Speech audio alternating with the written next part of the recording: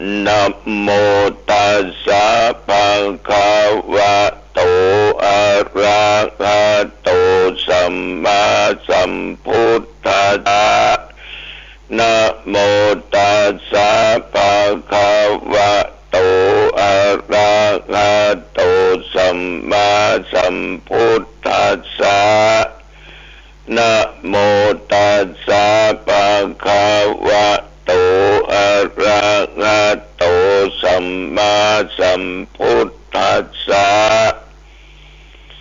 พุทธังสรณังคัจฉามิธัมมังสรณังคัจฉามิ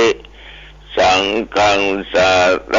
ณังคัจฉามิตุติฉามิตุติยัมปิสังฆังส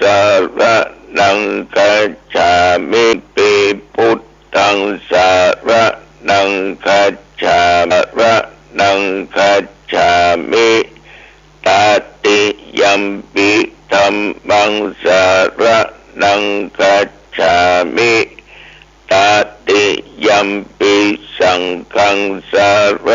ณังคัจฉามิกรมอุตุประกาศกรมอุตุประกาศว่านับตั้งแต่เมื่อตะวันว่ามาถึงปัจจุบันบัดเดี๋ยวนี้บริเวณแถววัดหนองตองและใกล้เคียงมีฝนตกเล็กน้อยไม่ตกหนักส่วนมากอากาศร้อนตะวันกล้าญาติโยมท่านผู้ฟังทั้งหลายแต่วันนี้ก็ได้พบได้ปะกับญาติกับโยมหลายท่านหลายคนที่ไปวัดแม่รุ่งอรุณอุจเจริญกับคุณโยมอันเป็นลูกเป็นหลานเป็นญาติเดียวกันได้ไปร่วมบุญสร้างกุศลถวายแก่ผู้วายชนคือตุเจ้าวัตมาภาพที่ได้ถึงแก่มรณภาพไปก็ต้องขอขอบใจต่อแม่รุ่งอรุณอุจเจริญเป็นอย่างมากพร้อมกับญาติโยมอันเป็นลูกเป็นเต้าและคุณยายสงวนตัวโยมทั้งหลายวันนี้จะเป็นวันนำเอาสรีระร่างกายของท่านสมศักดิ์จันทวังโสคือตุเจ้าบ้านเป็นพระลูกศิษย์ลูกหาของอาตมาภาพที่ได้ถึงแก่มรณะไปเมื่อ11 โมงบ่ายของวันที่17 เดือนกันยายนพุทธศักราช 2565 ที่ผ่านมาวันนี้ก็จะเป็นวันประชุมเพลิงทุกวันที่ผ่านมาก็ได้นิมนต์พระสงฆ์องค์เจ้าและสามเณรมาเทศน์มาสวดกันคืนที่ผ่านมานั้นท่านเจ้าคุณเทพรัตนนายกท่านเจ้าคณะจังหวัดตะปูนเป็นองค์เทศน์พร้อมพระภิกษุสามเณรแห่งวัดพระธาตุเจ้าหริบุญชัยสวดอภิธรรมทำไมถึงเทศน์ทำไมถึงสวดมันมีเทศน์มีสวดได้ก็มันก็ได้มีปัญหาก็บ่ผิดอย่างแต่ด้วยความนิยมประเพณีของคนเฮาเนี่ยในฐานะที่เป็นชาวพุทธ งานศพเป็นงานที่เงียบเหงาในยุคสมัยก่อนไฟฟ้าก็มียังก็มีแต่ว่าก็ยังมีทุกเจ้าเป็นนั่งสวดเป็นนั่งเทศตั้งเดือเฮาก็จะเทศทำเมืองกันทำที่นิยมนำมาเทศก็คือนิพพานสูตรมหามูลนิพพานมาไล่ผลโลกพ่องตลอดไปแล้วมีปัญจันอานิสงส์กัตตานตุงเล็กตุงตองธรรมะคำสอนที่เขาแต่งกันขึ้นมามาตาปิตุกาธรรมะสังเวชกาเหล่านี้เป็นต้นทำไมจึงเอามาเทศมาว่ายุคก่อนยุคหลังจุดหมายปลายทางหนึ่งต้องการอุทิศส่วนบุญกุศลให้แก่ผู้วายชนสองคนมาในงานนั้นจะได้มีสิ่งที่ยึดเหนี่ยวในทางด้านจิตใจสามจะได้ฟังธรรมะสี่จะได้สมาทานรับเอาศีลไปเป็นข้อปฏิบัติญาติโยมท่านผู้ฟังมันจึงเป็นประเพณีวัฒนธรรมอันดีงามที่เราปฏิบัติสืบต่อกันมาอย่างน้อยญาติโยมบางท่านบางคนบ่มีโอกาสเข้าวัดเข้าว่าเป็นงานนั้นเป็นงานนี้ฉะนั้นงานศพมีที่บ้านเปิ้นก็นิมนต์ตัวเจ้าพระเนรไปเทศน์และไปสวดเพื่อเพิ่มพูนบุญกุศลเพิ่มพูนความรู้และปัญญาเกิดแก่ท่านผู้ฟังญาติโยมเพิ่นไม่ได้เทศน์ไม่ได้สวดเพื่อผีตายฟังบางแห่งบางที่นี่เวลาจะไหว้พระสมาทานรับศีลเทศน์สวดจะไปเคาะที่หลังล่องหรือข้างล่องว่าฟังดูเจ้าเทศน์เนอะดูเจ้าสวดเนอะ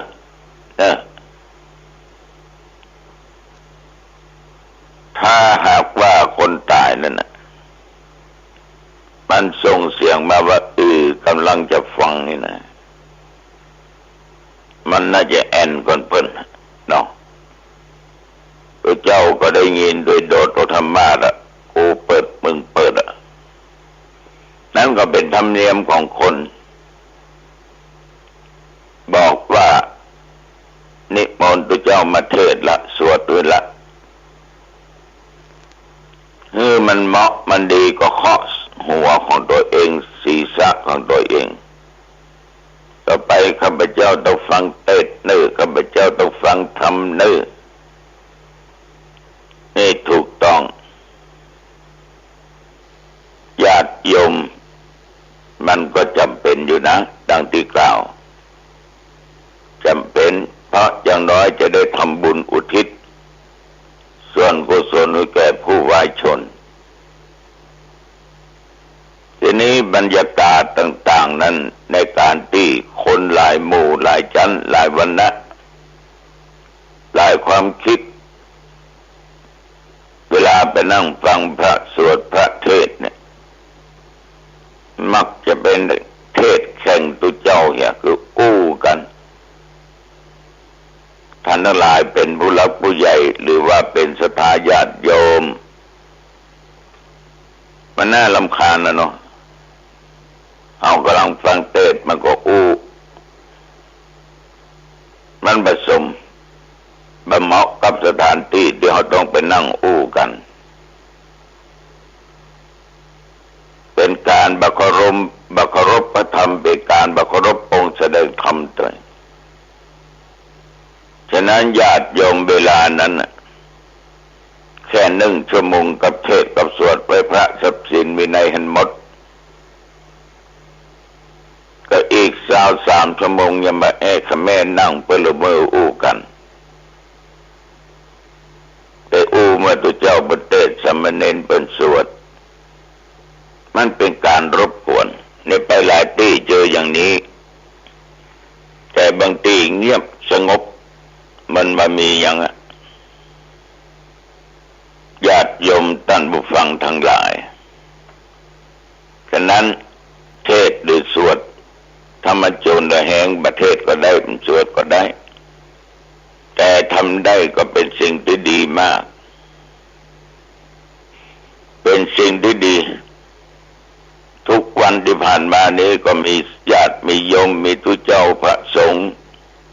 องค์สามเณรไปรับกันเป็นเจ้าภาพตึงเต้นตึงสวดจุปูจุพลเดือนตะวานี้ญาติโยมกินข้าวตอนแล้วไปวัดพระธาตุเจ้าสลีจอมทองวรมหาวิหารพระอารามหลวงเป็นวันคล้ายวันชาติการของหลวงปู่ทองสิริอังคโลหรือพระพรหมมงคลหลวงปู่นี่เป็นเกิดวันที่21เดือนกันยายนพุทธศักราช400 กว่าแล้วก็มาถึงปัจจุบันเนี่ยบรรจาเข้าไปได้3 ปีเมื่ออายุได้96แต่ว่านี้อายุหลวงปู่ครบ99 ปีถ้านับวันนี้ไปก็ย่างเข้า100ละเนาะ100ละบรรดุเจ้าวันหนองตอง76เต็มเมื่อวันที่7เดือนนี้ก็ย่าง77เข้ามาละเมื่อตะวันวานี้ปณิมนต์ตุเจ้าก็บรรลักบรรลาย35 ตนส่วนมากก็จะเป็นเจ้าคุณของต่างจังหวัดตั้งแต่แปะแต่นานเชียงแสนเชียงรายพะเยาลำปางลำพูนแม่ฮ่องสอนจังหวัดเชียงใหม่ส่วนมากจะเป็นฉะนั้นเชียงใหม่เขาก็มีเจ้าคณะอำเภอที่ปรึกษาเจ้าคณะก็ว่าสักกี่ตนรวมแล้ว35 ตนคนยังเต็มในศาลาญาติโยมคนมีเต็มในศาลาในงานนี้พระเดชพระคุณท่านพระพรหมเสนาบดีเจ้าคณะภาค7กรรมการมหาเถรสมาคมเป็นประธานสงฆ์อันญาติอันโยมแล้วก็ดีอกดีใจแต่ว่าเปิ้นก็นิมนต์เจ้าไปสวดพุทธมนต์ธรรมนิยามสูตรท่านมหาบอยก็เป็นผู้ที่อาราธแต่กล่าวกำโอกาสเว้นตาลเสร็จเรียบร้อยเปิ้นก็ได้ประเคนวัตถุปัจจัยทายธรรมแด่พระสงฆ์ทุกรูปโดยเป็นหมู่เป็นคณะที่ธรรมาภาก็หลวงพ่อวัดธรรมตองสำนักวิปัสสนาจารย์พร้อมลูกศิษย์ลูกหานำสิ่งเหล่านั้นมาประเคนบรรพรกันเรียบร้อยแล้วต่างตนต่างองค์ก็จะกลับเนาะญาติโยมทั้งหลายต่างวัดก็โทรไปตัวหาว่าหลวงพ่อผมจะเอาตุเจ้าขึ้นบนปราสาทแล้วเนอะตามสบายแต่ท่านเขาเฮ้ยช่วยกันทำไปเถอะเป่าออกไม่ออกญาติโยมเพื่ออาตมาถึงวัดก็เรียบร้อยทุกสิ่งทุกอย่างโดยลูกศิษย์ลูกหาศรัทธาญาติโยมช่วยกันจัดช่วยกันทำความสามัคคีเกิดมีขึ้นที่ไหนความสำเร็จนั้นก็ลุล่วงไปด้วยดีถึงแม้งานการบางอย่างจะมีอุปสรรคแต่อุปสรรคนั่นแหละญาติโยมมันเกิดมาไว้ให้เราแก้มัน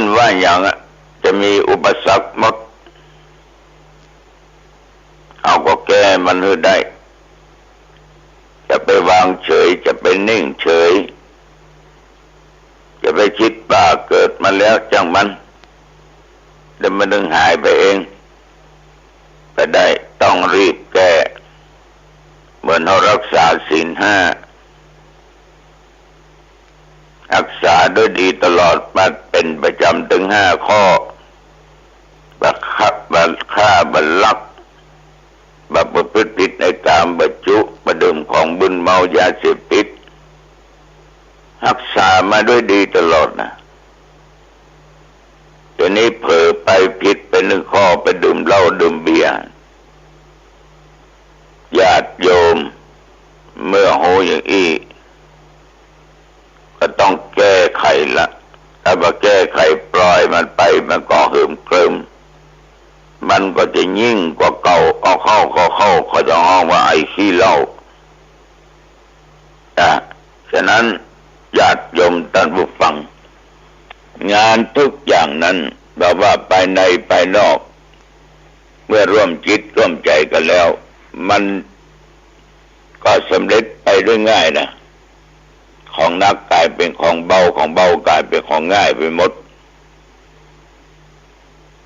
คนเฮาเนี่ยญาติโยมพอออกไม่ออกเอาอยู่ถึงวันลมหายใจเขาออกวันเดือนปีเนี่ยอายุของเฮานี่มันก็ผ่านไปแล้วก็ผ่านไปแต่ว่าไปก็เหมือนเขาฝันนั่นแหละแต่ว่ามาถึงวันนี้พระเจ้าหลวงตองก็ฝันแก่ไปแห่งบันแล้วกันผ่านมาแห่งบันแล้วกันชีวิตของคนเฮาเนี่ยมันก็จะสิ้นไปหมดไปถ้าโอ้ถึงความตายบางคนว่าน่าใจหายใจคว่ำเขาเป็นกลัวตายแต่ถ้ากลัวมันดอกถ้าเอากลัวเขาก็ทุกข์เพราะจะกลัวขนาดไหนจะวอนวานสารกล่าวอะไรอย่างก็ตามจะขอชีวิตกับอะไรอย่างก็ตามถึงเวลามัน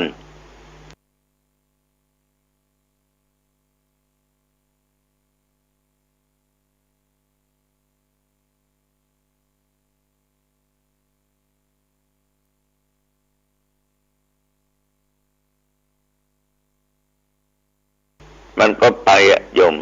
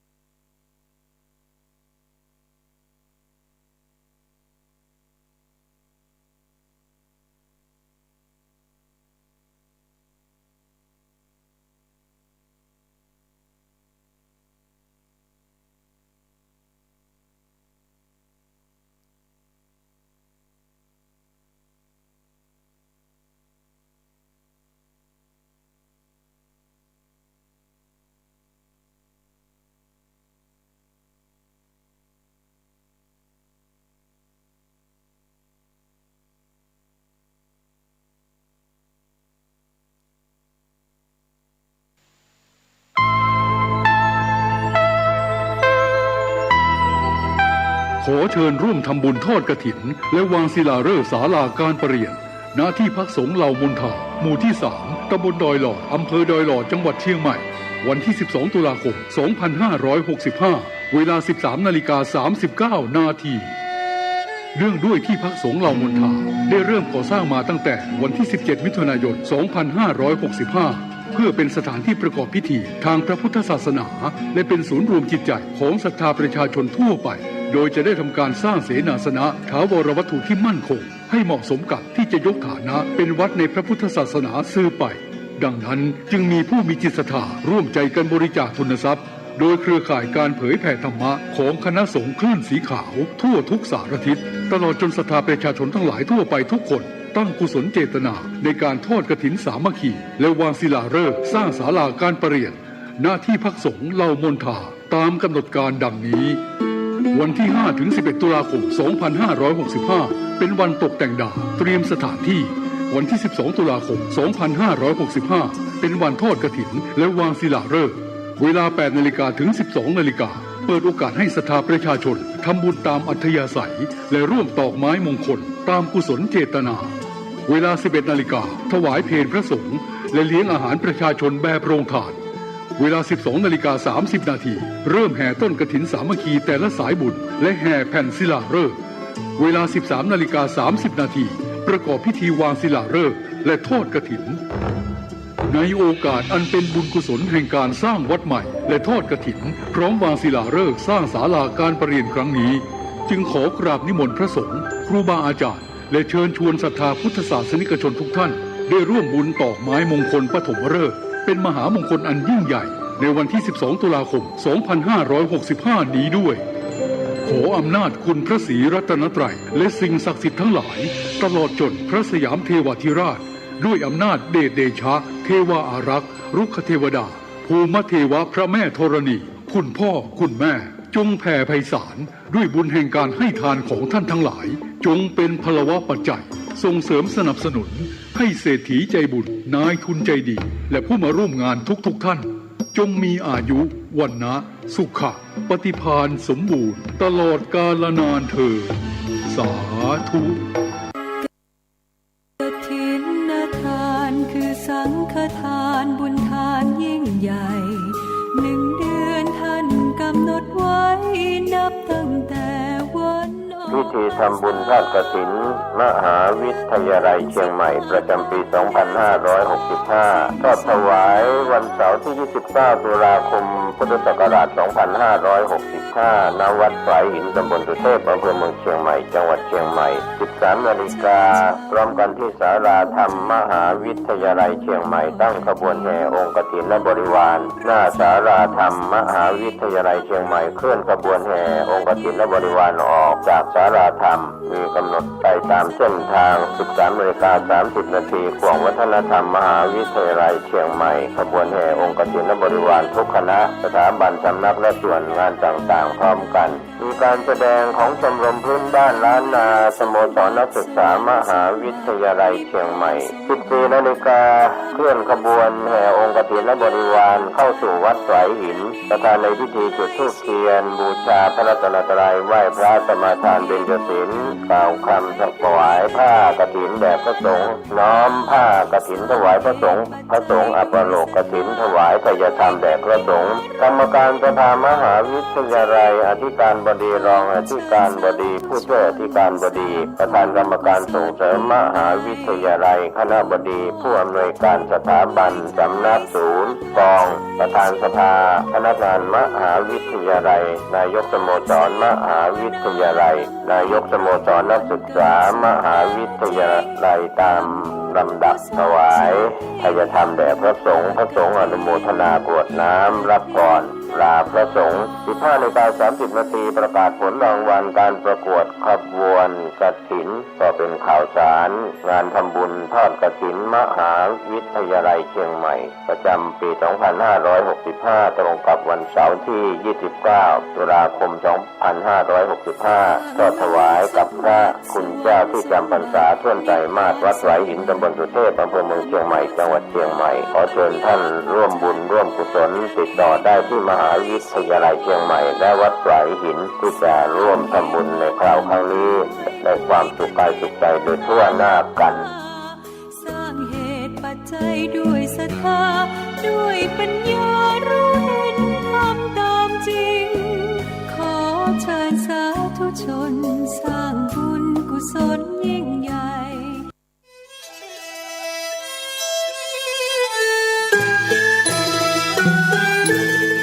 ขอเชิญร่วมทำบุญทอดกฐินสามัคคี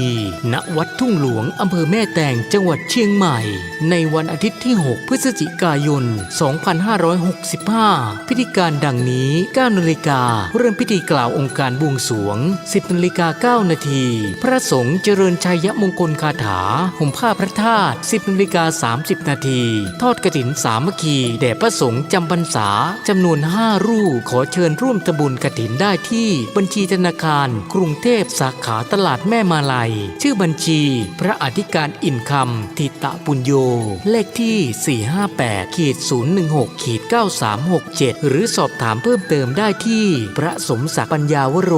โทร 0819196632ข่าวสารเพื่อการประชาสัมพันธ์กำหนดการฟังเทศรายการรถด่วนขบวนพิเศษฤดูกาลเข้าพรรษาปี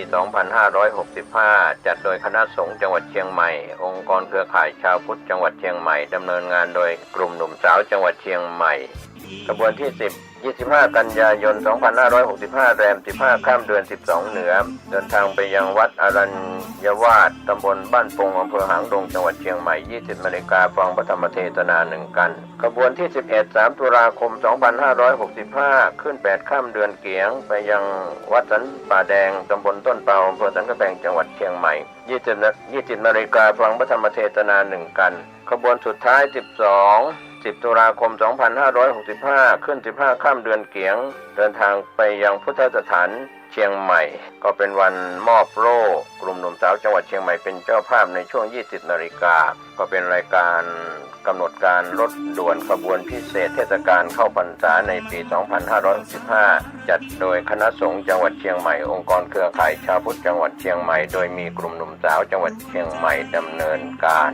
ก็เป็นกำหนดการที่ท่านจะได้ไปร่วมกิจกรรมในส่วนของรถด่วนขบวนพิเศษในปีนี้ก่อนจากยกมือไหว้กันส่งสัญญาณพบกันอีกครั้งข่าวสารเพื่อการประชาสัมพันธ์ขอเชิญชวนผู้ใจบุญร่วมบุญจัดซื้อที่ดินถวาย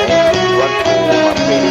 ร้าง300 ปีบ้านบางเขนที่3ตำบลสันปุเรยอำเภอดอยสะเก็ดจังหวัดเชียงใหม่เพื่อขยายพื้นที่วัดเพิ่มขึ้นเนื่องจากวัดมี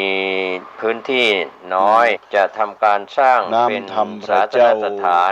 นที่ปฏิบัติธรรมสืบสานศาสนาต่อไปร่วมบุญได้ที่ธนาคารกรุงเทพเลขที่บัญชีสัพเพเหระสิ่งใดละหลวมรวบรวมใจความมือหูที่แจ้งเล่าเก่าเล่าใหม่ขยายให้แจ้งด้วยแสงแห่งธรรมะน้ำธรรมคำสอนล้วนมีสาระได้นำมาแจกแจงแล้วหู้แถมแล้วก็เป่งป้อยน้ำใจบ่น้อยกับธรรมน้ำธรรมคำสอนล้วนมีสาระได้นำมาแจกแจงให้ได้เข้าใจแจ่มแจ้งแดงแจ้งให้หายละแวงในบทบาทถอยหู้แล้วหู้แถมเอาจนเป่งป้อยบ่ให้ได้มอยดังพ้อยให้ตั้งใจฟังป้อนนานป้อนน้อยแปลงใจหวานดังตันอ้อยคอยฟังสาระธรรมะย่อมบ่ละหลังขอเจิญจวนฟังศรัทธาจุผู้จุคนเนอกราบนมัสการถวายความเคารพหลวงพ่อพระธรรมเสนาบดี รองเจ้าคณะภาค7เจ้าวาดวัดพระบรมธาตุเจ้าดอยสุเทพ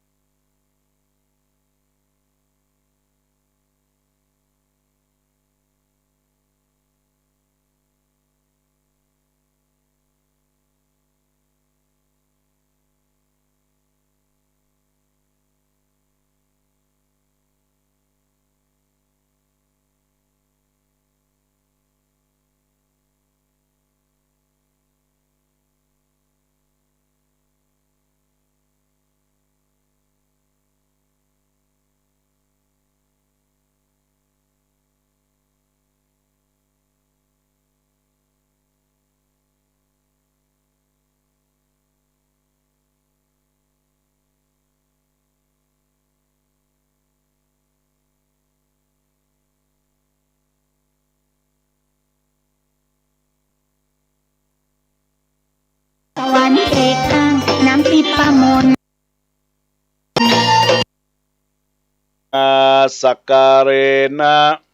พุทธังอภิปูชยามะอิมินาสักการเรนะธัมมังอภิปูชยามะอิมินาสักการเรนะสังฆังอภิปูชยามะอะระหังสัมมาสัมพุทโธภควาพุทธังภควันตังอภิวาเท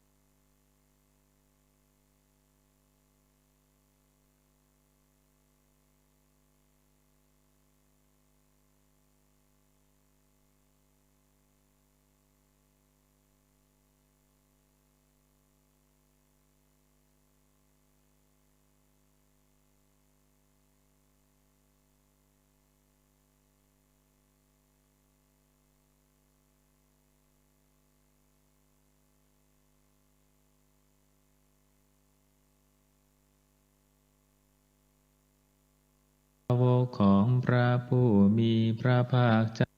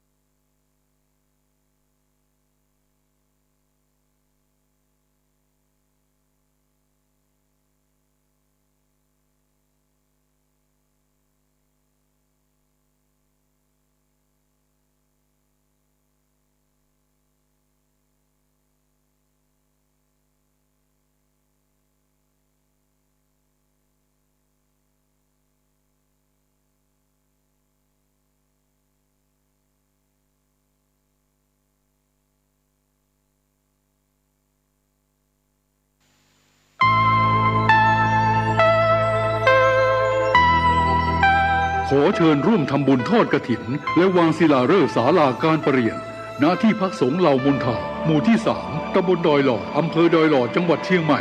วันที่ 12 ตุลาคม 2565 เวลา 13:39 นาทีเรื่องด้วยที่พักสงฆ์เหล่ามนทาได้เริ่มก่อสร้างมาตั้งแต่วันที่ 17 มิถุนายน 2565 เพื่อเป็นสถานที่ประกอบพิธีทางพระพุทธศาสนาและเป็นศูนย์รวมจิตใจของศรัทธาประชาชนทั่วไปโดยจะได้ทำการสร้างเสนาสนะถาวรวัตถุที่มั่นคงให้เหมาะสมกับที่จะยกฐานะเป็นวัดในพระพุทธศาสนาสืบไปดังนั้นจึงมีผู้มีจิตศรัทธาร่วมใจกันบริจาคทุนทรัพย์โดยเครือข่ายการเผยแผ่ธรรมะของคณะสงฆ์คลื่นสีขาวทั่วทุกสารทิศตลอดจนศรัทธาประชาชนทั้งหลายทั่วไปทุกคนตั้งกุศลเจตนาในการทอดกฐินสามัคคีและวางศิลาฤกษ์สร้างศาลาการประเรียนณที่พักสงฆ์เหล่ามนทาตามกำหนดการดังนี้วันที่ 5-11 ตุลาคม 2565 เป็นวันตกแต่งดาวเตรียมสถานที่วันที่ 12 ตุลาคม 2565 เป็นวันทอดกฐินและวางศิลาฤกษ์เวลา 8 นาฬิกาถึง 12 นาฬิกาเปิดโอกาสให้ศรัทธาประชาชนทำบุญตามอัธยาศัยและร่วมตอกไม้มงคลตามกุศลเจตนาเวลา 11 นาฬิกาถวายเพลพระสงฆ์และเลี้ยงอาหารประชาชนแบบโรงทานเวลา 12:30 นาทีเริ่มแห่ต้นกฐินสามัคคีแต่ละสายบุญและแห่แผ่นศิลาฤกษ์เวลา 13:30 นาทีประกอบพิธีวางศิลาฤกษ์และทอดกฐินในโอกาสอันเป็นบุญกุศลแห่งการสร้างวัดใหม่และทอดกฐินพร้อมวางศิลาฤกษ์สร้างศาลาการประเรียนครั้งนี้จึงขอกราบนิมนต์พระสงฆ์ครูบาอาจารย์และเชิญชวนศรัทธาพุทธศาสนิกชนทุกท่านได้ร่วมบุญตอกไม้มงคลปฐมฤกษ์เป็นมหามงคลอันยิ่งใหญ่ในวันที่ 12 ตุลาคม 2565 นี้ด้วยขออำนาจคุณพระศรีรัตนตรัยและสิ่งศักดิ์สิทธิ์ทั้งหลายตลอดจนพระสยามเทวาธิราชด้วยอำนาจเดชเดชะเทวาอารักษ์รุกขเทวดาภูมิเทวะพระแม่ธรณีคุณพ่อคุณแม่จงแผ่ไพศาลด้วยบุญแห่งการให้ทานของท่านทั้งหลายจงเป็นพลวะปัจจัยส่งเสริมสนับสนุนให้เศรษฐีใจบุญนายทุนใจดีและผู้มาร่วมงานทุกท่านจงมีอายุวันนะสุขะปฏิภาณสมบูรณ์ตลอดกาลนานเถิดสาธุกฐินทานคือสังฆทานบุญทานยิ่งใหญ่1 เดือนท่านกำหนดไว้นับตั้งแต่วันพิธีทำบุญทอดกฐินมหาวิทยาลัยเชียงใหม่ประจำปี 2565 ทอดถวายวันเสาร์ที่ 29 ตุลาคม พุทธศักราช 2565 ณ วัดฝายหินตำบลสุเทพอำเภอเมืองเชียงใหม่ จังหวัดเชียงใหม่ 13 นาฬิกาพร้อมกันที่ศาลาธรรมมหาวิทยาลัยเชียงใหม่ตั้งขบวนแห่องค์กฐินและบริวารหน้าศาลาธรรมมหาวิทยาลัยเชียงใหม่เคลื่อนขบวนแห่องค์กฐินและบริวารออกจากศาลาธรรมมีกำหนดไปตามเส้นทาง 13:30 นาทีขวงวัฒนธรรมมหาวิทยาลัยเชียงใหม่ขบวนแห่องค์กฐินและบริวารทุกคณะสถาบันสำนักและส่วนงานต่างๆพร้อมกันมีการแสดงของชมรมพื้นบ้านล้านนาสโมสรนักศึกษามหาวิทยาลัยเชียงใหม่ 14 นาฬิกาเคลื่อนขบวนแห่องค์กฐินและบริวารเข้าสู่วัดฝายหินประธานในพิธีจุดธูปเทียนบูชาพระรัตนตรัยไหว้พระสมาทานเบญจศีลกล่าวคำถวายผ้ากฐินแด่พระสงฆ์น้อมผ้ากฐินถวายพระสงฆ์อัปโลกกฐินถวายทายธรรมแด่พระสงฆ์กรรมการสภามหาวิทยาลัยอธิการบดีรองอธิการบดีผู้ช่วยอธิการบดีประธานกรรมการส่งเสริมมหาวิทยาลัยคณบดีผู้อำนวยการสถาบันสำนักศูนย์กองประธานสภาพนักงานมหาวิทยาลัยนายกสโมสรมหาวิทยาลัยนายกสโมสรนักศึกษามหาวิทยาลัยตามลำดับถวายทายธรรมแด่พระสงฆ์อนุโมทนากรวดน้ำรับก่อนลาพระสงฆ์ 15:30 นาทีประกาศผลรางวัลการประกวดขบวนกฐินก็เป็นข่าวสารงานทำบุญทอดกฐินมหาวิทยาลัยเชียงใหม่ประจำปี 2565 ตรงกับวันเสาร์ที่ 29 ตุลาคม 2565 ก็ถวายกับพระคุณเจ้าที่จำพรรษาช่วงใจมาศวัดฝายหินตำบลสุเทพอำเภอเมืองเชียงใหม่จังหวัดเชียงใหม่ขอเชิญท่านร่วมบุญร่วมกุศลติดต่อได้ที่มหาวิทยาลัยเชียงใหม่และวัดฝายหิน ที่จะร่วมทำบุญในคราวนี้ได้ความสุขกายสุขใจโดยทั่วหน้ากันสร้างเหตุปัจจัยด้วยศรัทธาด้วยปัญญารู้เห็นทำตามจริงขอเชิญสาธุชนสร้างบุญกุศลยิ่งใหญ่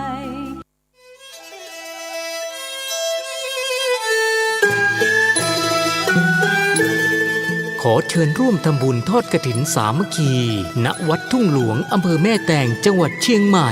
ในวันอาทิตย์ที่ 6 พฤศจิกายน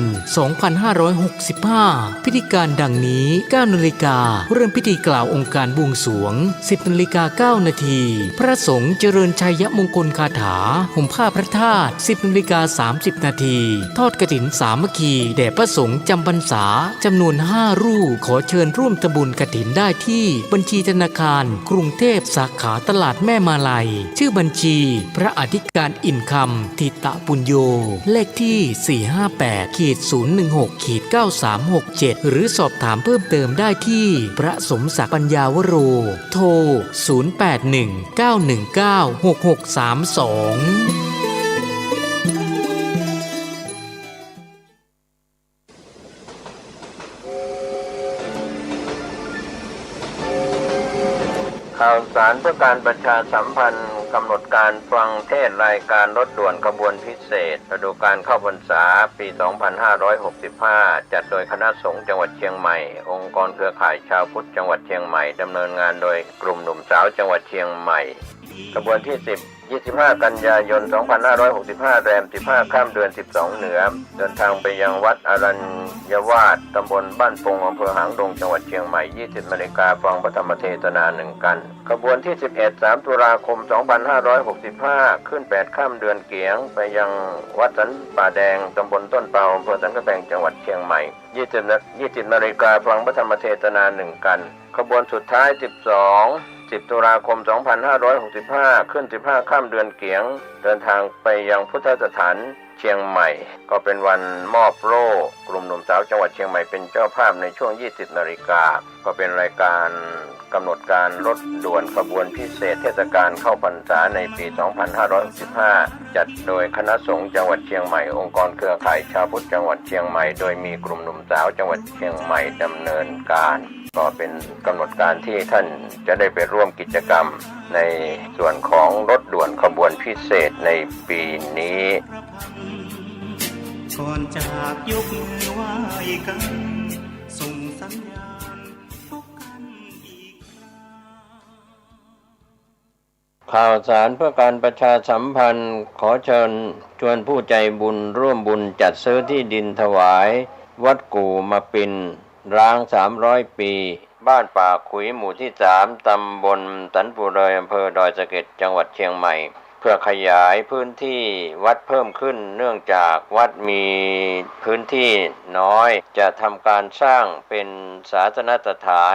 านที่ปฏิบัติธรรมสืบสานศาสนาต่อไปร่วมบุญได้ที่ธนาคารกรุงเทพเลขที่บัญชี 772-015-2391 ชื่อบัญชีวัดชัยสถานเพื่อบูรณะวัดกู่มาปินหรือร่วม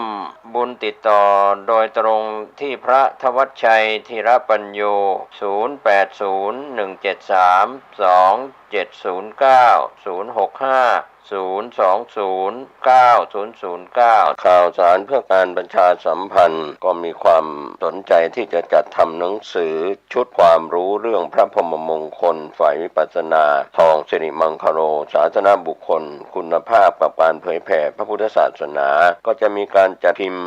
2,500 เล่มภาษาไทย 2,000 เล่มภาษาอังกฤษ 500 เล่มท่านที่สนใจร่วมบุญบริจาคได้ที่บัญชีธนาคารกรุงไทยเลขที่บัญชี 5111714383 ชื่อบัญชีพระครูภาวนาโสภิตบุญ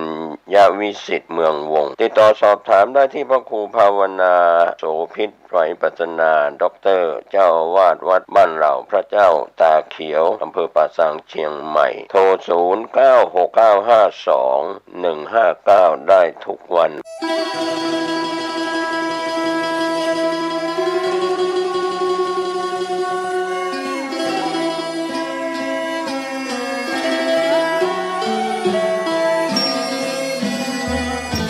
เนื่องในมหามงคลวโรกาสแห่งเทศกาลเข้าพรรษาประจำปีพุทธศักราช 2565 อันเป็นปีมหาปีติยินดียิ่งของมหาชนชาวล้านนาและชาวไทยผู้มีจิตเลื่อมใสเปี่ยมล้นด้วยพลวะศรัทธาในบวรพระพุทธศาสนาอีกทั้งเป็นปีที่เวียนรอบมาบรรจบครบ144 ปีชาตการแห่งพระครูบาสลีวิจัยพระตนบุญตนยิ่งใหญ่ในเมตตาธรรม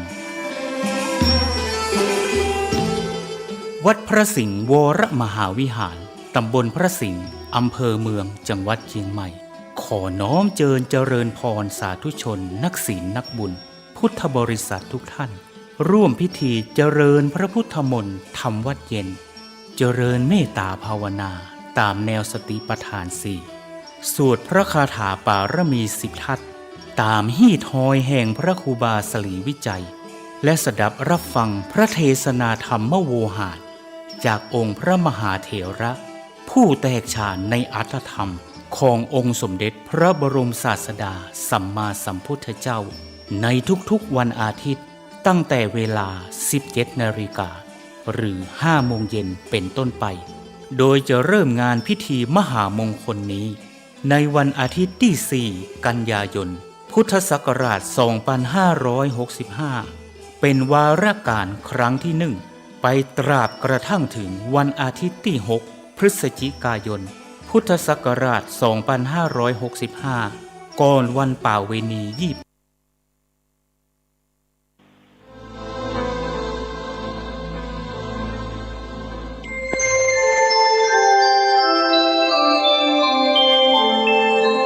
ขณะนี้ท่านกำลังฟังสถานีวิทยุกระจายเสียง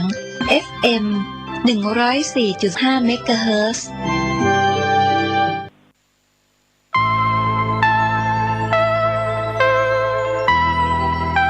ขอเชิญร่วมทำบุญทอดกฐินและวางศิลาฤกษ์ศาลาการประเรียนณที่พักสงฆ์เหล่ามนทาหมู่ที่ 3 ตำบลดอยหล่ออำเภอดอยหล่อจังหวัดเชียงใหม่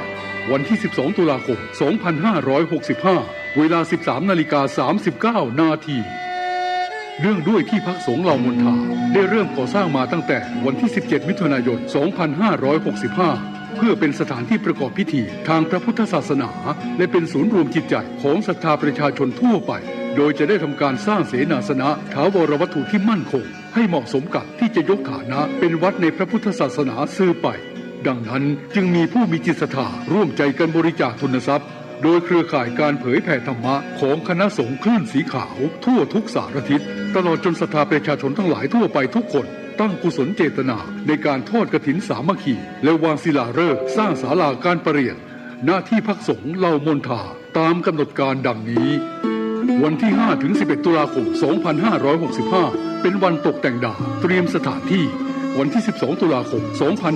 2565 เป็นวันทอดกฐินและวางศิลาฤกษ์เวลา 8 นาฬิกาถึง 12 นาฬิกาเปิดโอกาสให้ศรัทธาประชาชนทำบุญตามอัธยาศัยและร่วมตอกไม้มงคลตามกุศลเจตนาเวลา 11 นาฬิกาถวายเพลพระสงฆ์และเลี้ยงอาหารประชาชนแบบโรงทานเวลา 12:30 นาทีเริ่มแห่ต้นกฐินสามัคคีแต่ละสายบุญและแห่แผ่นศิลาฤกษ์เวลา 13:30 นาทีประกอบพิธีวางศิลาฤกษ์และทอดกฐินในโอกาสอันเป็นบุญกุศลแห่งการสร้างวัดใหม่และทอดกฐินพร้อมวางศิลาฤกษ์สร้างศาลาการประเรียนครั้งนี้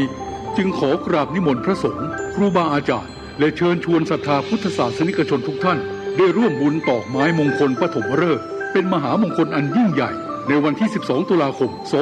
2565 นี้ด้วยขออำนาจคุณพระศรีรัตนตรัยและสิ่งศักดิ์สิทธิ์ทั้งหลายตลอดจนพระสยามเทวาธิราชด้วยอำนาจเดชเดชะเทวาอารักษ์รุกขเทวดาภูมิเทวะพระแม่ธรณีคุณพ่อคุณแม่จงแผ่ไพศาลด้วยบุญแห่งการให้ทานของท่านทั้งหลายจงเป็นพลวะปัจจัยส่งเสริมสนับสนุนให้เศรษฐีใจบุญนายทุนใจดีและผู้มาร่วมงานทุกท่านจงมีอายุวันนะสุขะปฏิภาณสมบูรณ์ตลอดกาลนานเถิดสาธุ วัดดอนจันทร์อำเภอเมืองจังหวัดเชียงใหม่ขอเชิญร่วมงานพิธีเทวาภิเษกวันปิยมหาราชรัชกาลที่ 5 ระหว่างวันที่ 21 ถึง 23 ตุลาคม 2565 ขอเชิญผู้มีจิตศรัทธาร่วมบริจาคดอกกุหลาบสีแดงขาวชมพูเพื่อจัดถวายที่วิหารร.5 และวันที่ 23 ตุลาคม 2565 ขอเชิญร่วมพิธีทำบุญตักบาตรสืบชะตาพิธีพุทธาภิเษกตะกรุดดินเผาปีที่ 3 ตั้งแต่เวลา 7:30 น.เป็นต้นไปติดต่อถวายโรงทานณวัดดอนจันทร์อำเภอเมืองจังหวัดเชียงใหม่โทร 053-240-184 053-240-184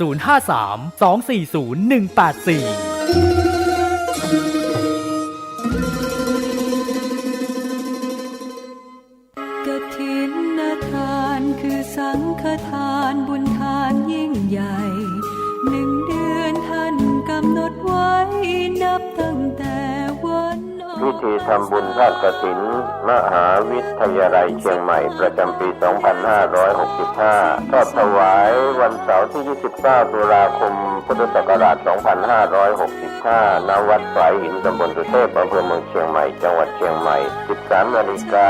พร้อมกันที่ศาลาธรรมมหาวิทยาลัยเชียงใหม่ตั้งขบวนแห่องค์กฐินและบริวารหน้าศาลาธรรมมหาวิทยาลัยเชียงใหม่เคลื่อนขบวนแห่องค์กฐินและบริวารออกจากศาลาธรรมมีกำหนดไปตามเส้นทาง 13:30 น.ขวงวัฒนธรรมมหาวิทยาลัยเชียงใหม่ขบวนแห่องค์กฐินและบริวารทุกคณะสถาบันสำนักและส่วนงานต่างๆพร้อมกันมีการแสดงของชมรมพื้นบ้านล้านนาสโมสรนักศึกษามหาวิทยาลัยเชียงใหม่ 14 นาฬิกาเคลื่อนขบวนแห่องค์กฐินและบริวารเข้าสู่วัดสายหินประธานในพิธีจุดธูปเทียนบูชาพระรัตนตรัยไหว้พระสมาทานเบญจศีลกล่าวคำถวายผ้ากฐินแด่พระสงฆ์น้อมผ้ากฐินถวายพระสงฆ์อัปโลกกฐินถวายทายธรรมแด่พระสงฆ์กรรมการสภามหาวิทยาลัยอธิการบดีรองอธิการบดีผู้ช่วยอธิการบดีประธานกรรมการส่งเสริมมหาวิทยาลัยคณบดีผู้อำนวยการสถาบันสำนักศูนย์กองประธานสภาพนักงานมหาวิทยาลัยนายกสโมสรมหาวิทยาลัยนายกสโมสรนักศึกษามหาวิทยาลัยตามลำดับถวายทายธรรมแด่พระสงฆ์อนุโมทนากรวดน้ำรับพรลาพระสงฆ์ 15:30 น.ประกาศผลรางวัลการประกวดขบวนกฐินก็เป็นข่าวสารงานทำบุญทอดกฐินมหาวิทยาลัยเชียงใหม่ประจำปี 2565 ตรงกับวันเสาร์ที่ 29 ตุลาคม 2565 ทอดถวายกับพระคุณเจ้าที่จำพรรษาท่วนไตรมาสวัดสายหินตำบลสุเทพอำเภอเมืองเชียงใหม่จังหวัดเชียงใหม่ขอเชิญท่านร่วมบุญร่วมกุศลติดต่อได้ที่มหาวิทยาลัยเชียงใหม่และวัดสายหินที่จะร่วมทำบุญในคราวครั้งนี้ได้ความสุขกายสุขใจโดยทั่วหน้ากันสร้างเหตุปัจจัยด้วยศรัทธาด้วยปัญญารู้เห็นทำตามจริงขอเชิญสาธุชนสร้างบุญกุศลยิ่งใหญ่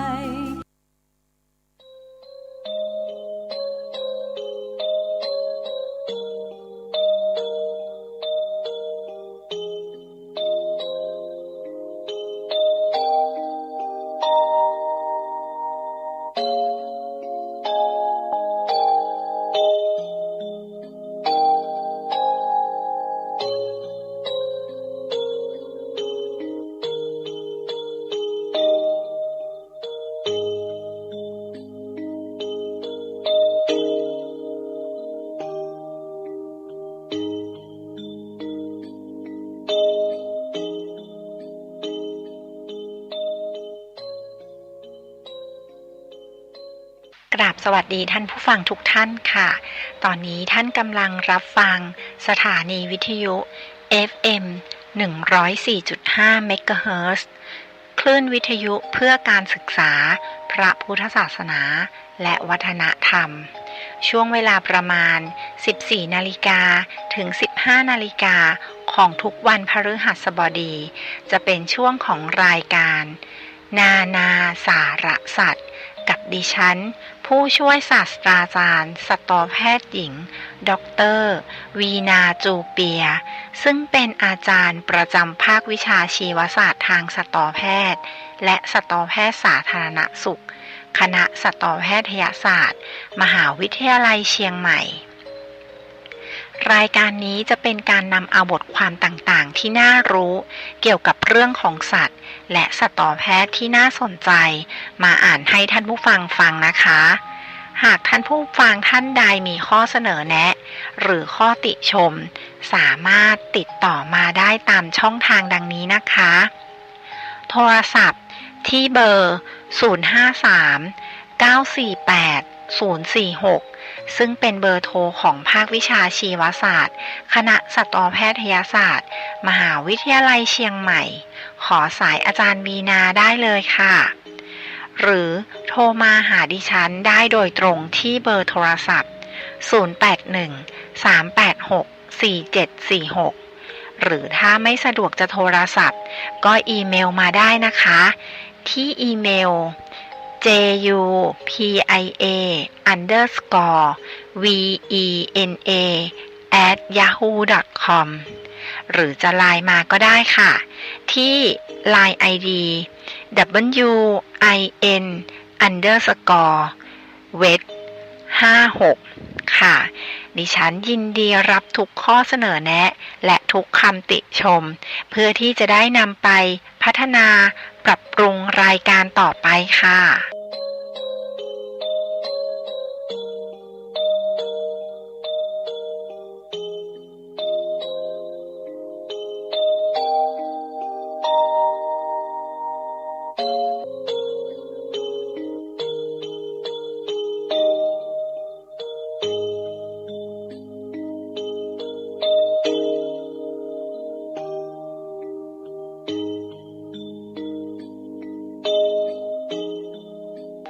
กลับสวัสดีท่านผู้ฟังที่เคารพทุกท่านนะคะ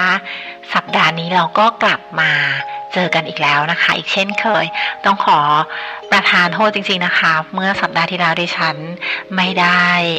อัดเสียงให้ท่านผู้ฟังฟังเนื่องจากติดภารกิจบางประการแต่อย่างไรก็ตามท่านพระครูก็ได้เลือกคลิปไฟล์เสียงที่ดิฉันอ่านให้ทุกท่านฟังก็อาจจะเป็นคลิปเก่านะคะแต่คิดว่าก็น่าจะมีประโยชน์สำหรับท่านผู้ฟังค่ะสำหรับสัปดาห์นี้นะคะท่านผู้ฟังดิฉันขออ่านเรื่องเกี่ยวกับสัตว์ในทะเลนะคะให้ท่านผู้ฟังฟังอีกแล้วค่ะคราวนี้นะคะจะเป็นเรื่องเกี่ยวกับแมงกะพรุนค่ะซึ่งเรื่องแรกนะคะจะเป็นเรื่องจะเป็นบทความที่มีชื่อเรื่องว่าแมงกะพรุนทำสิ่งเหล่านี้ได้แม้ไม่มีสมองค่ะท่านผู้ฟังส่วนเรื่องที่สองนะคะจะเป็นบทความที่มีชื่อเรื่องว่าพบพลาสติกห่อบุหรี่ในตัวแมงกะพรุนค่ะนะคะแล้วก็ส่วนเรื่องที่สามนะคะจะเป็นเรื่องเกี่ยวกับแมงกะพรุนอีกเช่นเคยอีกเหมือนกับ2เรื่องแรกนะคะแต่จะมีชื่อเรื่องของบทความว่าสวยใสไร้สมองแมงกะพรุนมีดีอะไรถึงอยู่มาได้หลายร้อยล้านปีค่ะท่านผู้ฟังซึ่งทั้ง3บทความนะคะดิฉันนำมาจากนิตยสาร National Geographic ฉบับภาษาไทยอีกเช่นเคยค่ะท่านผู้ฟังถ้าผู้ฟังสนใจอยากจะติดตามหรืออยากจะอ่านนะคะบทความเหล่านี้ท่านผู้ฟังสามารถที่จะหาซื้อนิตยสารมาอ่านหรือไม่ก็เข้าไปอ่านในเว็บไซต์ ngthai.com ค่ะก็จะมีหลายๆเรื่องเลยนะคะหลายๆบทความหลายๆกลุ่มบทความที่ท่านผู้ฟังอาจจะสนใจนะคะแต่ว่าเรื่องบทความที่ฉันนำมาอ่านให้ท่านผู้ฟังฟังจะเป็นเรื่องเกี่ยวกับสัตว์ท่านผู้ฟังก็เข้าไปคลิกในเรื่องเกี่ยวกับสัตว์นะคะก็จะมีเรื่องพวกนี้ออกมาค่ะท่านผู้ฟังนะคะก่อนที่เราจะไปพบกับหรือว่าเราจะไปฟังบทความเรื่องแรกนะคะดิฉันขอเปิดเพลงเพราะๆให้ท่านผู้ฟังฟังและเดี๋ยวเรากลับมาพบกันค่ะ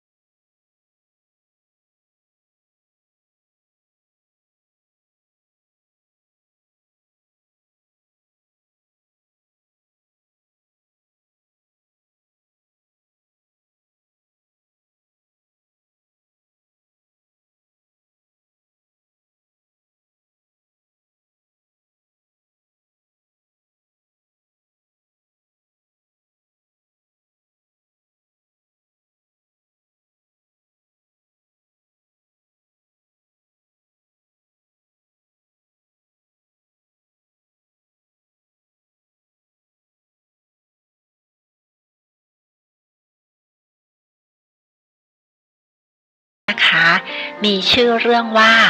แมงกะพรุนทำสิ่งเหล่านี้ได้แม้ไม่มีสมองค่ะท่านผู้ฟังซึ่งเรื่องนี้ดิฉันนำมาจากนิตยสาร National Geographic ฉบับภาษาไทยของฉบับวันที่ 20 สิงหาคมปีคริสตศักราช 2018 ค่ะท่านผู้ฟังแม้จะเป็นเรื่องที่ผ่านมาแล้ว 3-4 ปีประมาณ3 ปีกว่าๆนะคะแต่ก็เป็นเรื่องที่น่าสนใจนะคะท่านผู้ฟังดิฉันเลยหยิบมาอ่านให้ท่านผู้ฟังฟังค่ะซึ่งเรื่องนี้นะคะเขียนโดยคุณลิสเลงลี่นะคะเมื่อพูดถึงสัตว์อันตรายเจ้าสัตว์ที่มีรูปร่างเป็นถุงใส่น้ำไม่มีแม้กระทั่งสมองอาจไม่ใช่อันดับแรกที่อยู่ในลิสต์แต่หากคุณลองไปตะโกนคำว่าแมงกะพรุนริมทะเลดูแล้วก็รับรองว่าบรรดาคนที่กำลังว่ายน้ำอยู่คงหันมามองตาลุกวาวไม่ต่างจากเมียแคทเป็นแน่ค่ะเพราะล้วนรู้ดีว่ามันเป็นสัตว์มีพิษค่ะสัตว์ชนิดนี้นะคะทั้งงดงามและอันตรายแมงกะพรุนคือความขัดแย้งในตัวมันเองและเหล่านี้คือเรื่องราวที่จะช่วยให้คุณได้ทำความรู้จักกับสัตว์หน้าพิศวงนี้มากยิ่งขึ้นแมงกะพรุนบางชนิดประกอบด้วยน้ำถึง 98% เลยนะคะท่านผู้ฟังนะคะจะมีเนื้อตัวอยู่แค่ 2% เท่านั้นเองร่างกายหลักของแมงกะพรุนคือส่วนที่มีรูปร่างเป็นระฆังคว่ำซึ่งประกอบด้วยเลเยอร์หรือว่าชั้นบางๆ2 แผ่นของเซลล์ที่ไม่มีชีวิตโดยตรงกลางประกอบด้วยน้ำรายงานจากลูคัสบอตส์นักชีววิทยาด้านแมงกะพรุนและนักวิจัยดุษฎีบัณฑิตจากมหาวิทยาลัยบริติชโคลัมเบียในเมืองแวนคูเวอร์โครงสร้างที่ดูธรรมดานี้คือตัวอย่างของวิวัฒนาการอันเรียบง่ายเพื่อการดำรงชีวิตนั่นทำให้แมงกะพรุนขยายขนาดได้ใหญ่ขึ้นเรื่อยๆและกินอาหารโดยไม่ต้องกังวลเรื่องการสูญเสียพลังงานเลยล่ะค่ะ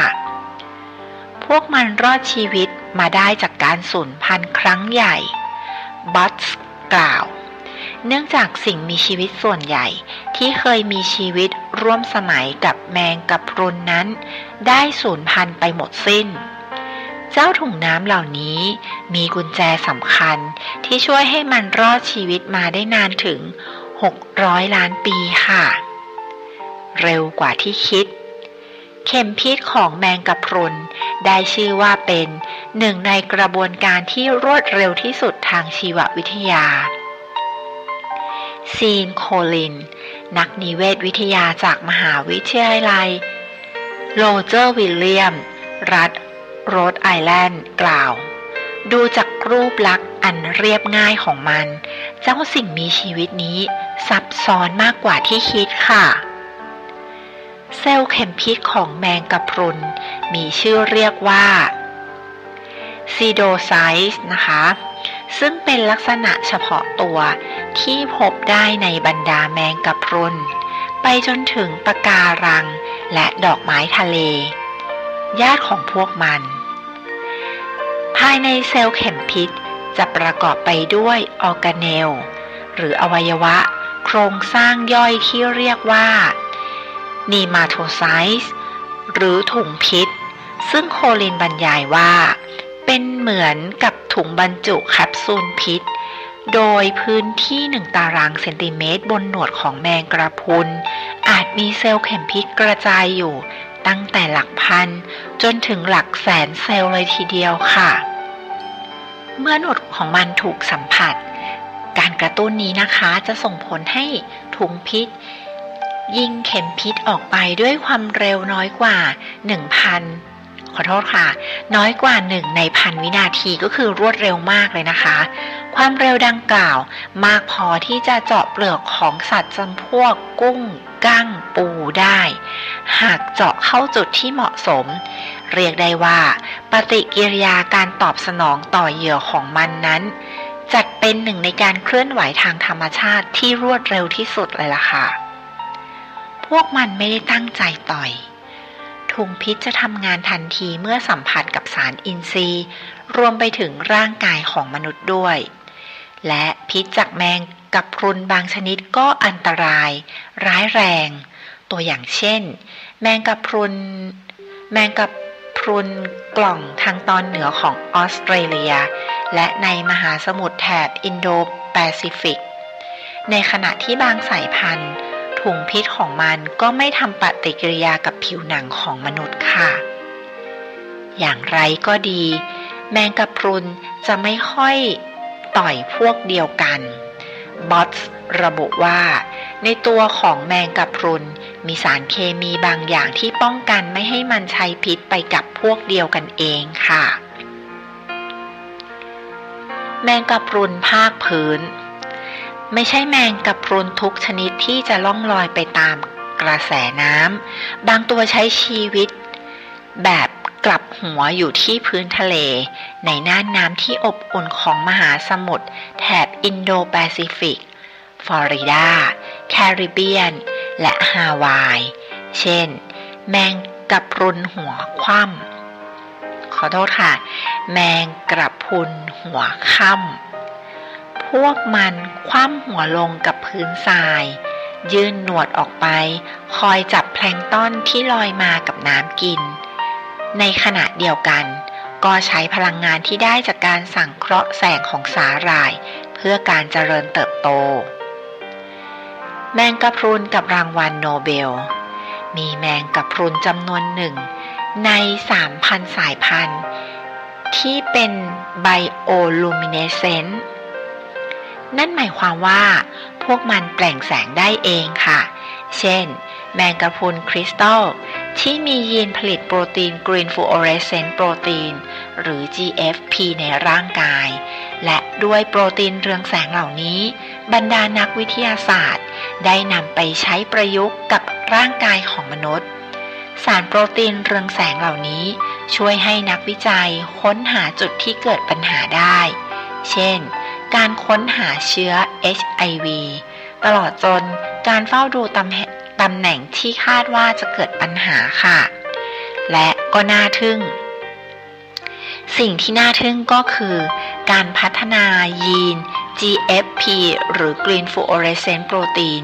ยังช่วยให้นักวิทยาศาสตร์ศึกษาเซลล์นั้นๆได้โดยไม่จำเป็นต้องนำออกมาจากร่างกายต้องขอบคุณผู้ค้นพบและพัฒนาเทคนิคนี้นั่นก็คือคุณโอซามุชิโมมุระมาร์ตินชาลฟีและโรเจอร์เชียน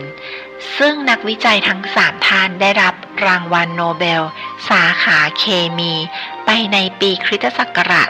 2008 นั่นเองค่ะแม้ตายแล้วพวกมันก็ยังน่ากลัว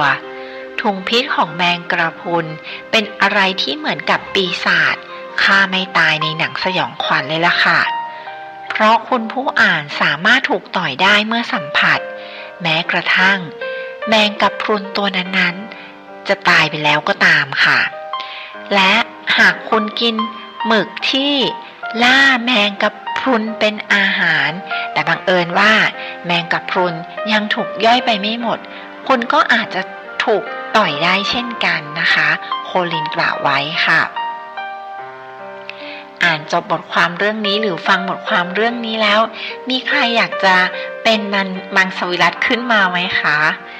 ก็อาจจะไม่ต้องถึงกับขนาดนั้นนะคะเราก็แค่ถ้ากลัวจริงๆนะคะก็คือแค่งดกินสิ่งมีชีวิตที่มันสามารถที่จะกินพวกแมงกะพรุนพวกนี้ได้ก็พอแต่ว่าจริงๆแล้วไม่ใช่ว่าหมึกทุกตัวจะกิน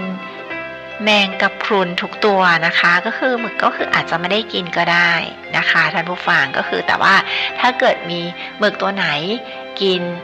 แมงกะพรุนเข้าไปแล้วก็มันยังย่อยสลายพิษของ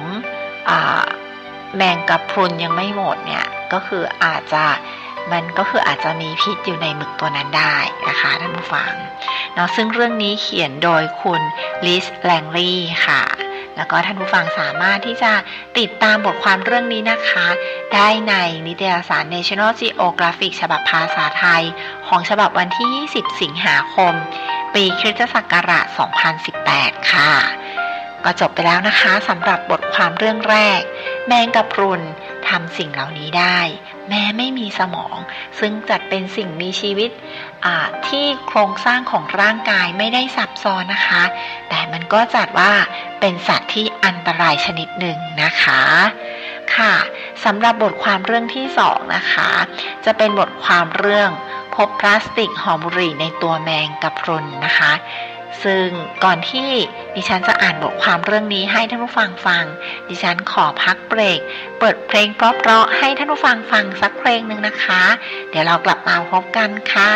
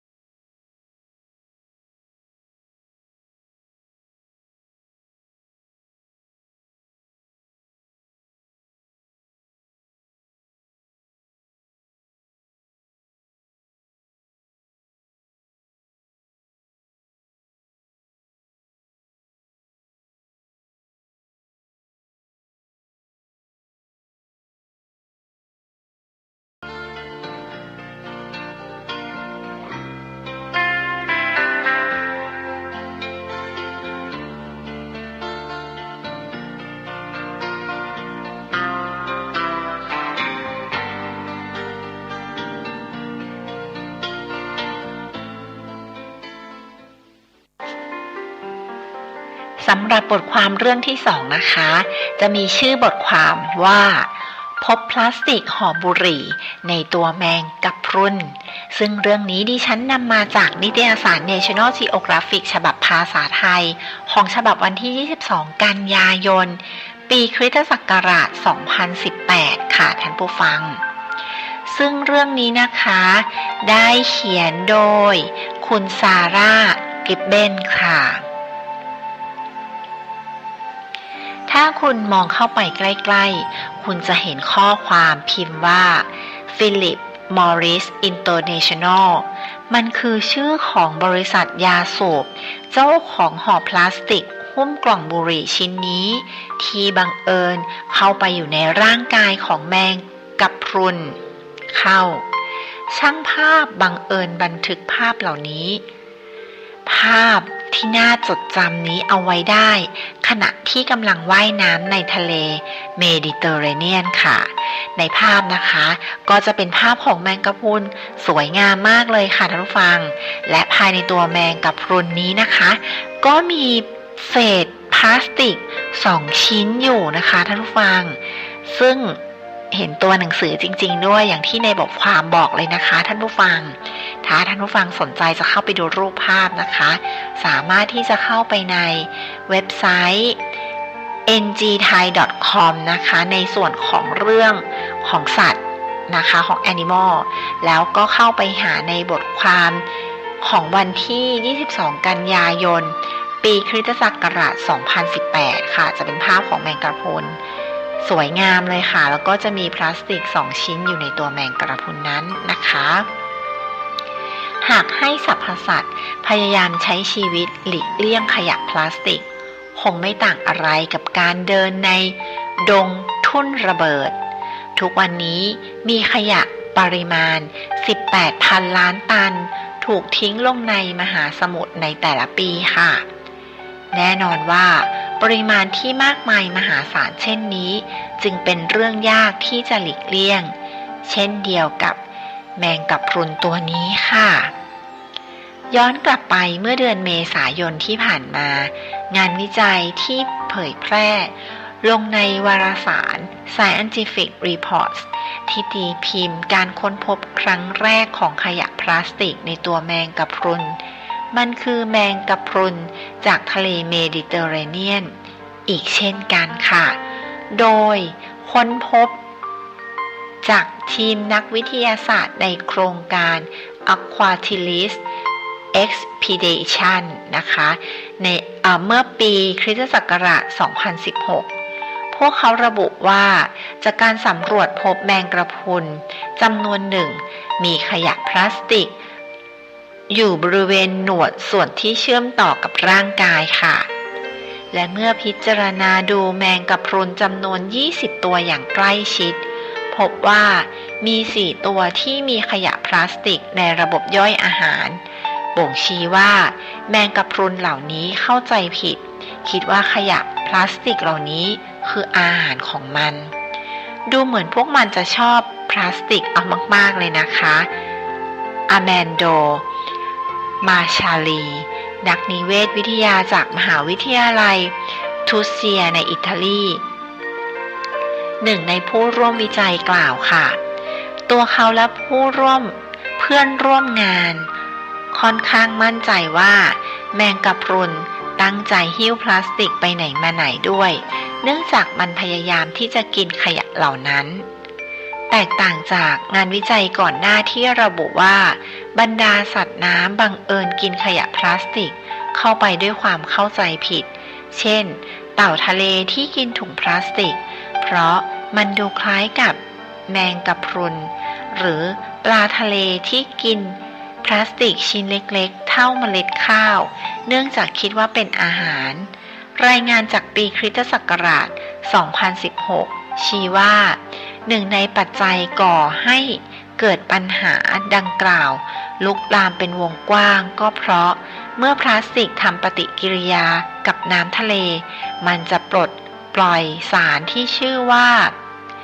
ไดเมทิลซัลไฟด์หรือ DMS ที่มีกลิ่นคล้ายกับสาหร่ายทะเลออกมาค่ะ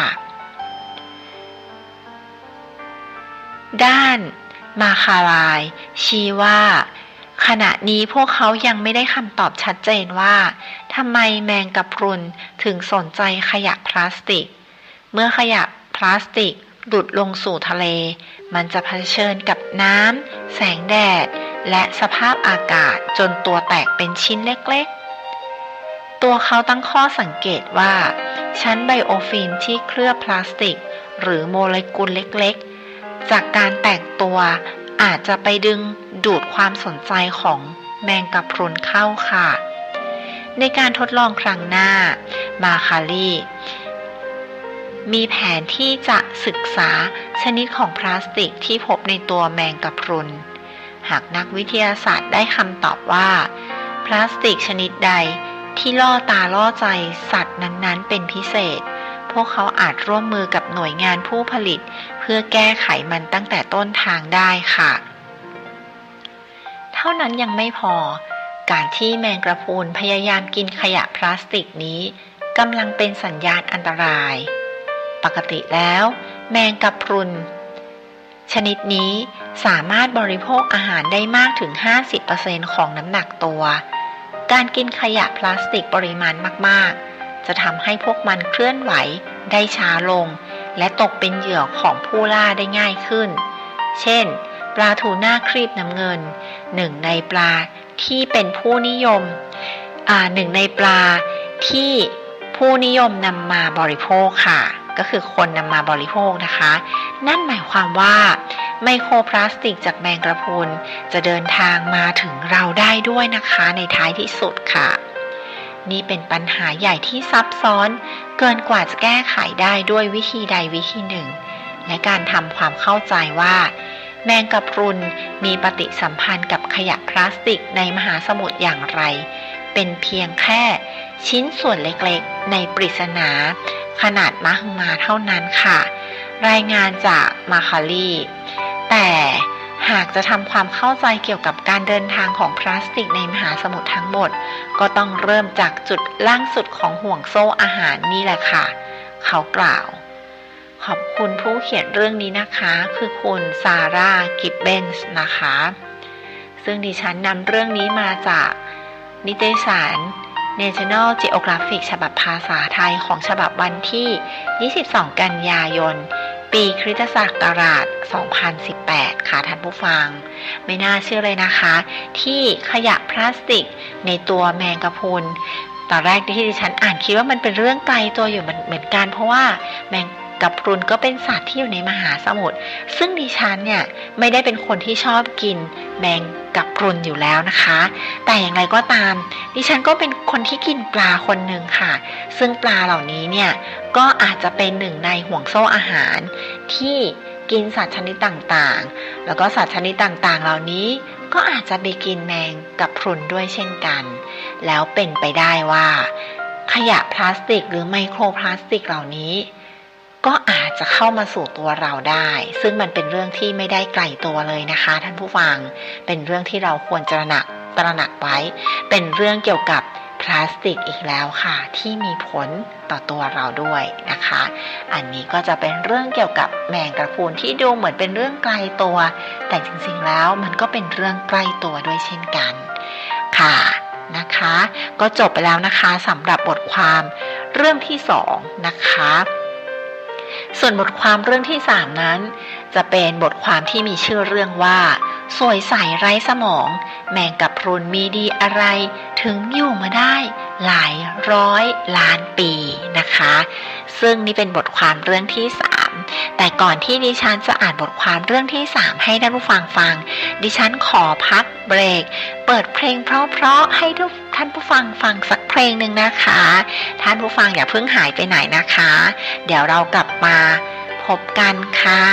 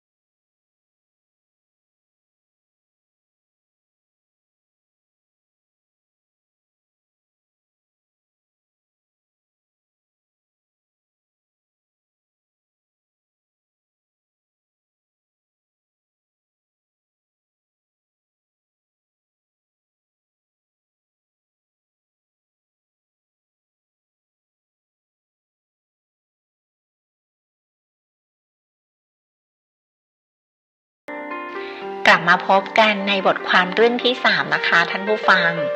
บทความเรื่องที่3นี้มีชื่อเรื่องว่าสวยใสไร้สมองแมงกะพรุนมีดีอะไรถึงอยู่มาได้หลายร้อยล้านปีนะคะซึ่งเรื่องนี้ดิฉันนำมาจากนิตยสาร National Geographic ฉบับภาษาไทยของฉบับวันที่3 ตุลาคมปีคริสตศักราช2018ค่ะซึ่งเรื่องนี้นะคะเขียนโดยคุณอลิซาเบธโคแบร์ค่ะแล้วก็ถ่ายภาพโดยคุณเดวิดลิชวาเกอร์ค่ะแมงกะพรุนถ้วยซึ่งพบได้ในอ่าวน้ำตื้นรอบโลกดูเหมือนดวงวิญญาณน้อยๆที่ไม่เป็นมิตรนักพวกมันมีลำตัวทรงระฆังโปร่งแสงคลิปด้วยหนวดสีซีดและระหว่างที่พวกมันแหวกว่ายไปด้วยการบีบและคลายลำตัวเป็นจังหวะท้องน้ำรอบๆก็ดูเหมือนมีชีวิตขึ้นมาที่พิพิธภัณฑ์สัตว์น้ำแห่งชาติในบอลติมอร์เมื่อผู้มาเยือนได้รับการเชื้อเชิญให้ลองจับแมงกะพรุนถ้วยปฏิกิริยาแรกของพวกมันมักเป็นความกลัวแต่หลังได้รับการยืนยันว่าแมงกะพรุนจะไม่ทำร้ายพวกเขาเหล่าผู้มาเยือนก็ถลกแขนเสื้อแล้วยื่นมือลงไปในแท้งอย่างกล้าๆกลัวๆค่ะตัวมันหยุ่นชะมัดเลยฉันได้ยินเด็กชายคนหนึ่งร้องบอกพวกมันเจ๋งสุดๆไปเลยค่ะเด็กหญิงคนหนึ่งบอกอย่างตื่นเต้นฉันคิดว่าพวกมันงดงามราวกับมีมนต์สะกดจริงๆเจนนี่แจนเซนผู้ช่วยพันธารักษ์ซึ่งมีหน้าที่ดูแลแมงกะพรุนในพิพิธภัณฑ์สัตว์น้ำแห่งนี้บอกฉันน่ากลัวหยุ่นนิ่มเจ๋งไร้สมองงดงามแมงกะพรุนคือทุกอย่างที่กล่าวมาและอีกมากกว่านั้นในทางกายวิภาคแมงกะพรุนหาใช่เพียงไร้สมองแต่ยังไร้เลือดไร้กระดูกและมีอวัยวะรับสัมผัสขั้นพื้นฐานเท่านั้นแม้จะมีชื่อแปลตรงตัวว่าปลาวุ้นหรือเจลลี่ฟิชแต่แน่ละค่ะพวกมันไม่ใช่ปลาพวกมันไม่ได้เป็นสัตว์ชนิดเดียวกันทั้งหมดด้วยซ้ำสิ่งมีชีวิตเรียกรวมๆกันว่าแมงกะพรุนไม่ได้เป็นญาติสนิทชิดเชื้อกันมากไปกว่าม้าน้ำกับม้าพวกมันเป็นเพียงอยู่ต่างกิ่งก้านสาขาในสาแหรกตระกูลของสัตว์เท่านั้นแต่ยังใช้ชีวิตในถิ่นอาศัยแตกต่างกันด้วยหลายชนิดชอบพื้นผิวมหาสมุทรขณะที่บางชนิดหรือชนิดอื่นๆชอบน่านน้ำลึกและบางชนิดชอบน้ำจืดมากกว่าจุดร่วมของพวกมันก็คือพวกมันวิวัฒน์กลยุทธ์ที่เอื้อต่อการใช้ชีวิตแบบล่องลอยตามกระแสน้ำนั่นคือร่างกายที่มีลักษณะคล้ายวุ้นค่ะหากพิจารณาจากประวัติอันหลากหลายของพวกมันแล้วไม่น่าแปลกใจที่แมงกะพรุนจะมีขอบเขตความแตกต่างของรูปทรงขนาดและพฤติกรรมอย่างกว้างขวางน่าทึ่งถึงเพียงนี้เมื่อพูดถึงการสืบพันธุ์พวกมันมีวิธีการหลากหลายที่สุดในโลกเลยล่ะค่ะแมงกะพรุนสามารถผลิตลูกหลานได้ทั้งแบบอาศัยเพศและแบบไม่อาศัยเพศทั้งนี้ขึ้นอยู่กับแต่ละชนิดพันธุ์ของพวกมันอาจสร้างสำเนาของตัวเองได้โดยการแบ่งตัวจาก1เป็น2หรือวางตัวอ่อนในรูปของกลุ่มเซลล์ทรงยาวรีเล็กๆหรือสลัดโคลนนิ่งรูปทรงเหมือนเกล็ดหิมะเล็กจิ๋วออกมาในกระบวนการที่เรียกว่า Stabilization และที่น่าทึ่งที่สุดก็คือแมงกะพรุนบางชนิดดูเหมือนจะยังสืบพันธุ์ได้แม้กระทั่งหลังความตายค่ะท่านผู้ฟังแล้วก็ในเว็บไซต์ ngthai.com นะคะจะมีภาพของการเกิดลูก jellyfish หรือแมงกะพรุนตัวเล็กๆนะคะให้เราได้ดูด้วยค่ะท่านผู้ฟังแมงกะพรุนที่เรียกกันว่าแมงกะพรุนอมตะสามารถย้อนกลับกระบวนการชราภาพได้ดังนั้นแทนที่จะแก่ตายไปพวกมันจะเปลี่ยนตัวเองกลับเป็นวัยเยาว์แล้วแมงกะพรุนวัยเยาว์เหล่านี้ก็จะเริ่มวงจรชีวิตของแมงกะพรุนซ้ำใหม่อีกรอบนักวิทยาศาสตร์เรียกกระบวนการใกล้เคียงกับปาฏิหาริย์นี้ว่าการเปลี่ยนแปลงสภาพเซลล์แบบข้ามชนิดเนื้อเยื่อหรือ transdifferentiation ค่ะในช่วงไม่กี่สิบปีที่ผ่านมาประชากรแมงกะพรุนในบางพื้นที่ของโลกเพิ่มสูงขึ้นมากในทศวรรษที่ 1980 หวีวุ้นชนิดหนึ่งมีชื่ออย่างเป็นทางการว่าเป็นชื่อวิทยาศาสตร์นะคะท่านผู้ฟังและเรียกกันทั่วไปว่าวอลนัททะเลปรากฏตัวขึ้นในทะเลดำสัตว์พื้นถิ่นจากแถบตะวันตกของมหาสมุทรแอตแลนติกเหล่านี้อาจจะติดมากับน้ำอับเฉาเรือก่อนถูกปล่อยลงสู่ทะเลในเวลาต่อมาพอมาอยู่ในทะเลดำพวกมันแพร่พันธุ์ได้อย่างรวดเร็วจนกระทั่งถึงปีคริสตศักราช 1989 ความหนาแน่นพุ่งสูงขึ้นถึง 400 ตัวต่อน้ำ1 ลูกบาศก์เมตรปลาไม่สามารถแย่งชิงอาหารกับหวีวุ้นพวกนี้ได้เพราะวอลนัททะเลกินอาหารมากกว่าน้ำหนักตัวถึงวันละ 10 เท่าและปลาหลายชนิดก็ลงเอยด้วยการกลายเป็นอาหารของหวีวุ้นเหล่านี้ซะเองค่ะกิจการประมงในท้องถิ่นถึงกับล่มสลายเลยทีเดียวเลยล่ะค่ะท่านผู้ฟังในพื้นที่ส่วนอื่นๆของโลกฝูงแมงกะพรุนคุกคามคนลงเล่นน้ำและทำให้อวนอุดตันเมื่อปีคริสตศักราช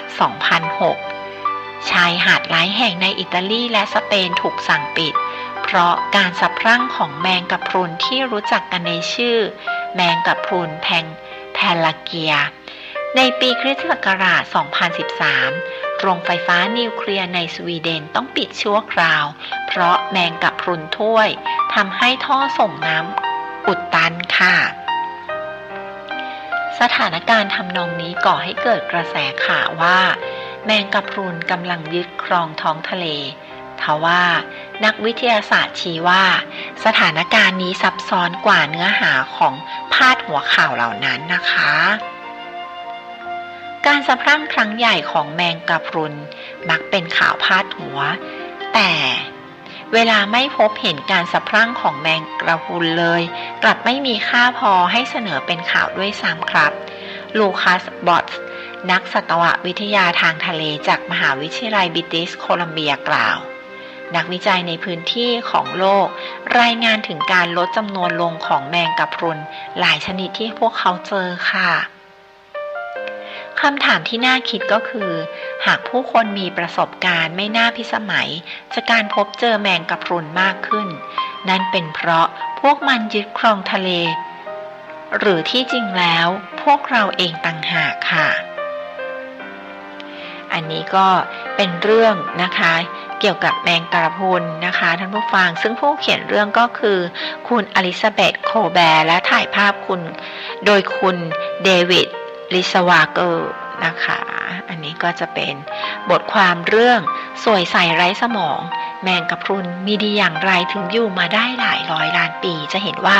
การสืบพันธุ์ของมันสามารถที่จะเพิ่มจำนวนได้อย่างรวดเร็วและการสืบพันธุ์ก็มีได้หลายแบบทั้งการสืบพันธุ์แบบอาศัยเพศแล้วก็การสืบพันธุ์ไม่อาศัยเพศนะคะก็ทำให้พวกมันสามารถที่จะสืบพันธุ์ได้อย่างรวดเร็วนะคะแล้วก็ก่อให้เกิดปัญหาต่างๆตามมาได้นะคะท่านผู้ฟังถ้าท่านผู้ฟังสนใจนะคะอยากจะไปอ่านหรืออยากจะไปดูคลิปวิดีโอที่เกี่ยวกับการเกิดขึ้นของแมงกะพรุนท่านผู้ฟังสามารถที่จะเข้าไปดูได้ในเว็บไซต์ ngthai.com ในหมวดของสัตว์ นะคะหรือ Animal แล้วก็ท่านผู้ฟังมาหาบทความของวันที่3ตุลาคมปีคริสตศักราช2018ค่ะท่านผู้ฟังก็จะมีคลิปวิดีโอเกี่ยวกับการเพิ่มจำนวนการเพิ่มก็คือการเกิดของลูกแมงกะพรุนตัวเล็กๆนะคะท่านผู้ฟังก็สามารถจะเข้ามาดูนะคะเข้ามาอ่านได้เลยค่ะอันนี้ก็จะเป็นบทความเรื่องเกี่ยวกับแมงกะพรุนนะคะวันนี้ก็จะเป็นทั้ง3บทความนะคะก็หวังว่าท่านผู้ฟังก็จะคงจะชอบนะคะแล้วก็เห็นสิ่งมีชีวิตเล็กๆนะคะในท้องทะเลที่เรียกว่าเจลลี่ฟิชหรือแมงกระพรุนค่ะสำหรับวันนี้ดิฉันก็ขอจบทั้ง3บทความแต่เพียงเท่านี้นะคะขอบพระคุณท่านผู้ฟังทุกท่านนะคะที่ติดตามกันมาฟังเรื่องแมงกระพรุนกันมาตั้งแต่ช่วงต้นของรายการเลยนะคะแล้วก็ดิฉันก็ขอบพระคุณและสวัสดีค่ะพบกันใหม่ในครั้งหน้านะคะ